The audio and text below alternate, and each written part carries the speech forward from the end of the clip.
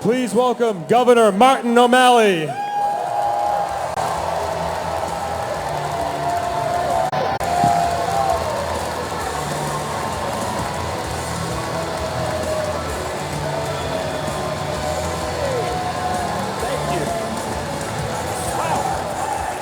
Very, very much.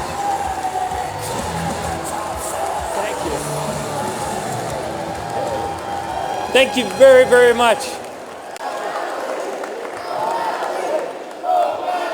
Hey, thank you. Thank you very, very much. It is great to be here with all of you once again in New Hampshire, where democracy is still alive and well, and every person matters. Now, knowing that New Hampshire has the third largest legislature in the world, I would like to see a show of hands how many of you who are currently serving in the legislature or have served in the legislature. And let us all salute your service in the mosh pit of democracy.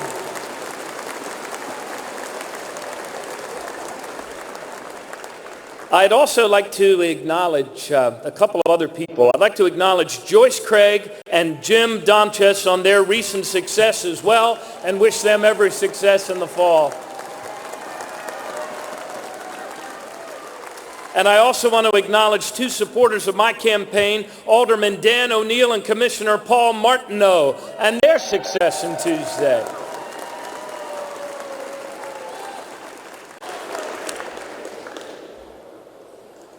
My fellow Americans here in the Granite State, my name is Martin O'Malley.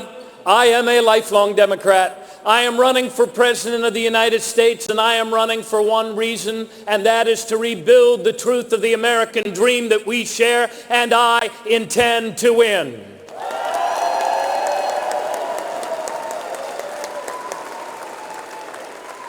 Now, over the last 4 weeks, we have witnessed not one, but two unanswered rounds of nationally televised Republican presidential debates, led by that racist, anti-immigrant, carnival barker, Donald Trump.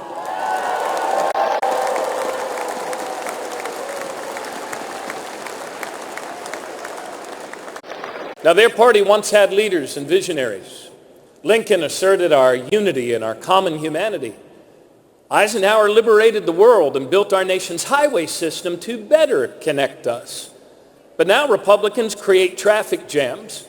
They denigrate new American immigrants, shut down our federal government, threaten to unfund Planned Parenthood, and they say awful things about women, and they dismiss everything from climate science to vaccines. Well, I say they can have their anger and their fear, but they cannot go unanswered. Anger and fear never built a great country.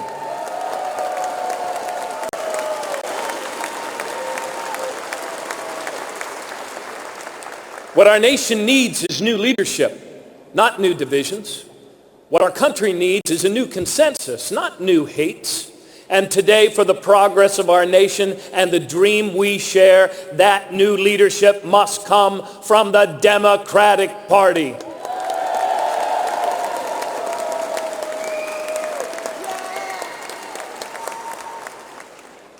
You see, you and I are part of a living, self-creating mystery called the United States of America. But the promise that's at the heart of that mystery is no abstraction, not some vague idea floating out there somewhere.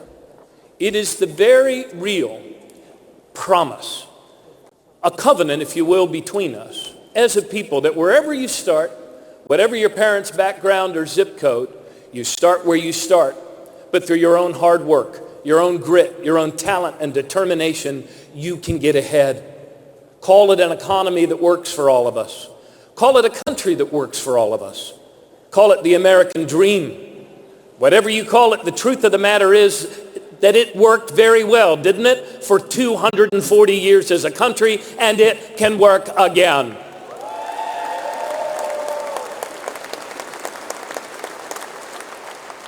And the genius of our country, as plainly as I can state it, is this: that we take action in every generation to include more of our people more fully in the economic, the social, and the political life of our nation. This is the genius of American capitalism as well, when it's not rigged, manipulated by the powerful, wealthy interests, monopoly-owned businesses. It's about fuller participation, fuller and higher education, the dignity of every person, opportunity for all. This is who we are when we are truly ourselves. Now let me ask all of you a question. Show of hands. How many of you firmly believe that you have enjoyed a better quality of life than your parents and grandparents enjoyed? Raise your hand if that's true for you. Almost every hand. Let me ask you a second and tougher question. How many of you believe just as firmly that your children and your grandchildren will enjoy a better quality of life? Some. And that, my friends, is the central question on this table of democracy that we share.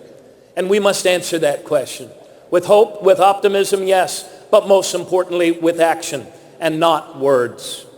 My campaign is not about digging trenches around those who are already entrenched. It is about us. It is about we the people, progressive champions like John and Mary Rao and Pete Burling, well-respected activists like Don and Pam Jorgensen, and new leaders like Dave Allen and Jay Sertikowski. Now, I am not the only candidate for president who will come before you who holds progressive values, but I am the only candidate for president with 15 years of executive experience as a big city mayor and as a governor, actually turning those progressive values into actions, real results. New leadership, getting things done, solving problems, actions, not words. As mayor and as governor, I forged a new consensus for progress that reduced violent crime to 30-year lows while also reducing our incarceration rate to 20-year lows and repealing the death penalty. Those were actions, not words. While other states tried to cut their way to prosperity, in Maryland instead, I forged a new consensus to increase funding for public education by 37%, making our schools the best in America 5 years in a row. We froze college tuition for 4 years in a row to make college more affordable for more families, became the first state in the nation to pass a living wage. We raised the minimum wage. Those were actions, not words. We passed fair share, and we expanded collective bargaining so that workers could bargain for better wages for all of us.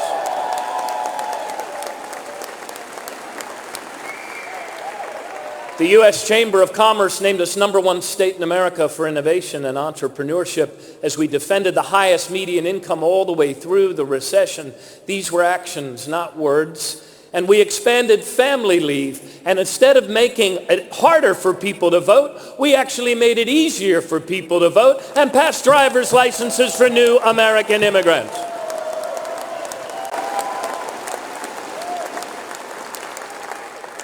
And after the slaughter of the innocent in Newtown, Connecticut, we passed comprehensive gun safety legislation with background checks and a ban on combat assault weapons.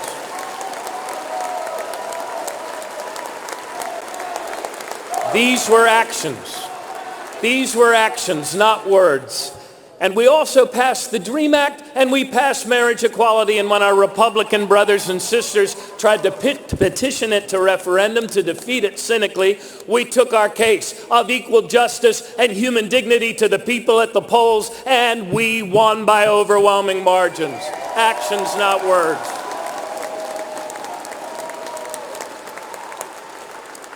Now, my wife, Katie, and I have 4 great kids. And our oldest daughter, Grace, is a first-grade teacher in Baltimore City Public Schools.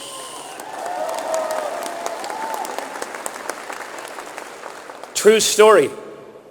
After her father announced for president about 100 days ago, she returned to her first grade class there at Walter P. Carter Elementary. Adorable, eager to learn, 100% African American kids. And a little girl came up to her. There was a buzz in the classroom. And she tugged her by the sleeve and she said, "Miss O'Malley, I'm not so sure about this idea of your father running for president. Because quite frankly, I kind of like Barack Obama."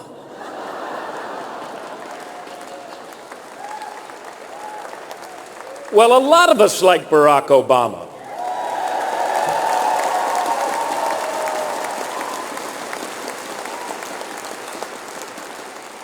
We have come a long way since the Wall Street crash and the Bush recession of 2008. When our country teetered on the brink of a second Great Depression, we elected a new leader in Barack Obama to move our country forward, and that is exactly what President Obama has done.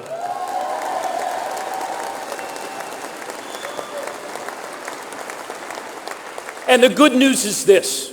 Our country has now created 66 months in a row of positive month-over-month job creation, and that is the good news.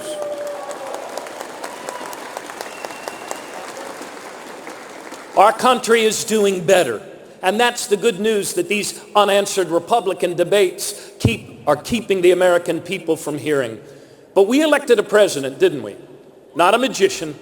And no one person can fix in just 8 years the bad economic policies of the prior 30 years.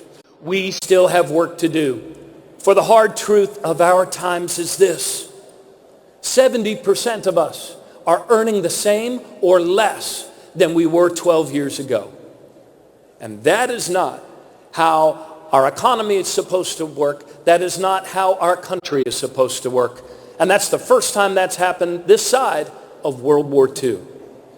There is, in other words, a growing injustice in our country and economic inequality that threatens to tear us apart. Wealth and power have become so concentrated in the hands of so very few that it is actually taking opportunity out of the homes and the neighborhoods of the many. And this did not happen by accident. Powerful, wealthy special interests have used our government to create in our own country an economy that is slowly leaving a majority of our people behind. Look how far we've strayed from the choices of our parents and grandparents. My dad went to college on a GI Bill. And then 50 years ago, the average employee at General Motors could send a kid to college, get this, average employee could send a kid to college for a year's tuition on just 2 weeks' wages. Today, we're saddling a whole generation of our kids with a mountain of debt, the likes of which no other developed nation on the planet does. And meanwhile, last year, alone on Wall Street, bonuses totaled more than all the earnings of every American working at minimum wage combined. This is not the American dream. This is not how our economy is supposed to work. And this is not how our country is supposed to work.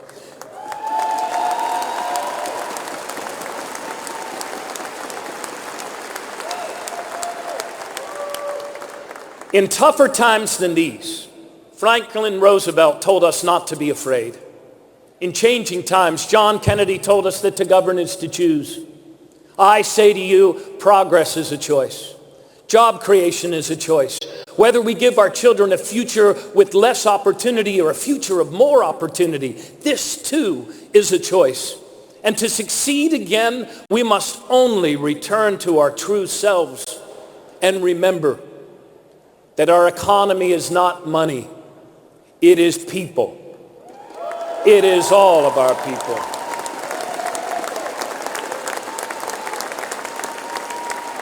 A stronger middle class is not the consequence of economic growth. A stronger middle class is the cause of economic growth.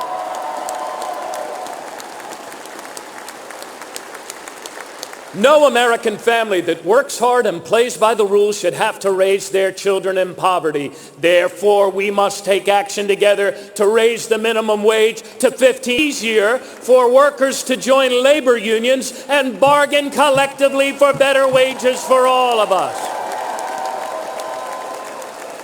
Isn't that right, firefighters? We must advance the cause of equal pay for equal work and paid family leave so that women can participate fully in the economic life of our nation. Because sing it with me, people, when women succeed, America succeeds. 3 weeks ago, I put forward 15 strategic goals to rebuild the American dream that we share, increasing net median wealth of American families by at least $25,000 within 10 years, making wages go up by 4% a year within 4 years, full employment for American veterans, taking big money out of our politics by implementing publicly financed congressional elections within 5 years.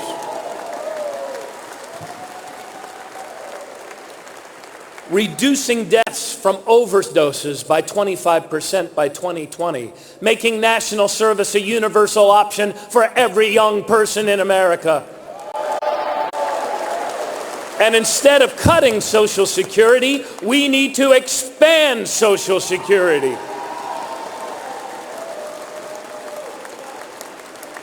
Do we want to make wages go up for all Americans?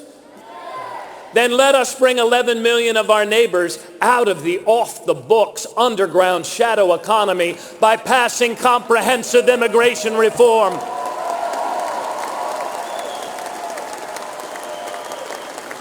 The enduring symbol of our nation, Donald Trump, is not the barbed wire fence. It is the Statue of Liberty.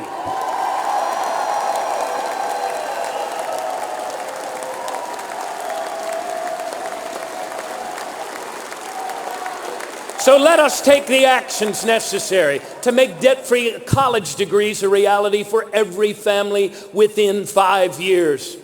I am the first candidate in the Democratic Party, and let us hope not the last, to put forward a plan to move our country forward to a 100% clean electric energy grid by 2050 and create 5 million jobs along the way.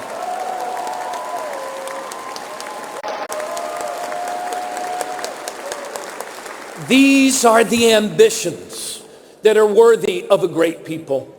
But none of these things can be accomplished by words alone. They all will require action and new leadership. Why new leadership? Because there are also a couple of things that as a country and as a party, we need to stop doing. First among them, we must stop giving a free pass to the bullies and the big banks of Wall Street to run roughshod over the common good of the American people.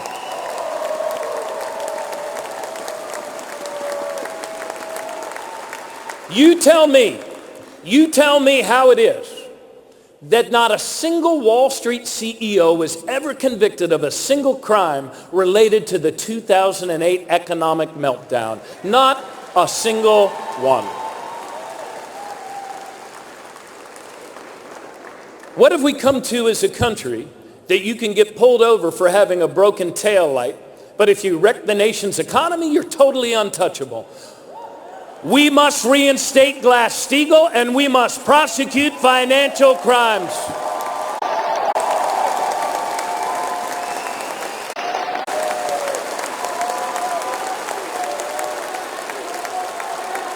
And if a bank is too big to fail and too big to jail and too big to manage, then it's too damn big and it needs to be broken up before it breaks us up.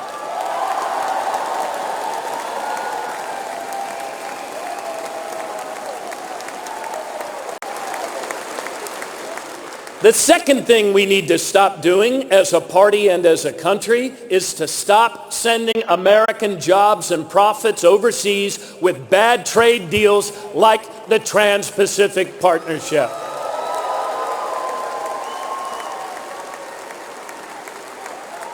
Many of us remember NAFTA. Many of us remember NAFTA.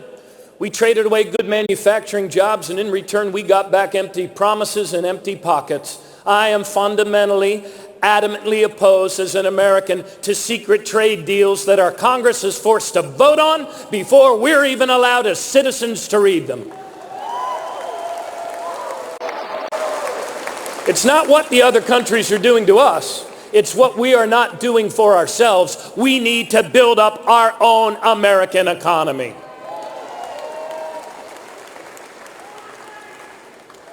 America's role in the world. America's role in the world is to lead by example, the cause of a rising global middle class, free from oppression, free from hunger and want, free from fear. The images of the humanitarian refugee crisis in Syria that all of us have seen, that little boy's body washing up on a beach, parents running for their lives with their kids in their arms. Those images tell us that as a nation we can and must do better if we are to have any credibility as a moral leader among nations.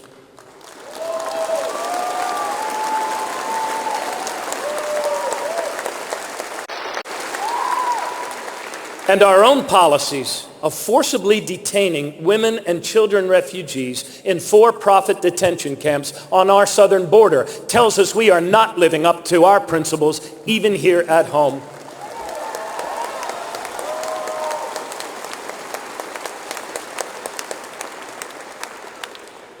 We can and we must bring forward new thinking in the conduct of our foreign policy as a nation. We can and we must forge new alliances for a more effective and far-seeing national security strategy that takes action to reduce threats before we get lured into military actions or other actions that might diminish us as a nation.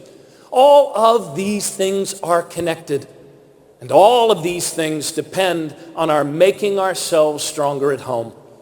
They depend on the choices we make, the better choices, because of our concern and care for one another as Americans, because of the compassion we have for the larger family of humanity of which we are a part. The poet laureate of the American dream, Bruce Springsteen,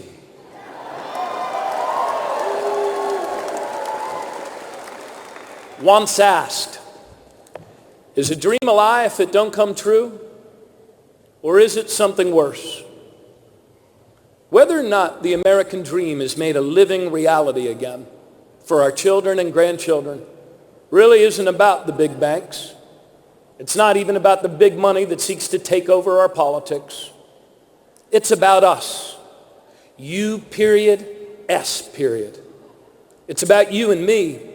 And it's about whether we still have the ability, the desire, the grit, and the determination to forge a new consensus for American progress.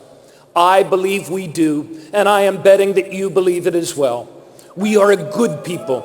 We are a compassionate people, and we are a generous people. We stand on the threshold of a new era of American progress. Together we must take the necessary actions to walk through that door. Yes, I know that it's a tough fight. And yes, I know that there are many among us who say that we face tough odds. But I like the odds. I never bet against America. And you know what? I kind of like tough fights. Maybe it's the toughness of the fight. It's the way the hidden God lets us know that we're actually fighting for something that's worth saving. The American dream is worth saving. Our children's future is worth saving. Our country is worth saving. This planet is worth saving. And the Democratic Party is up to this fight. For ours is the party of the people, ours is the party of action, and ours is the only party today that can rebuild the American dream and make the promise real for all Americans again. I need your help in this fight. Thank you very, very much.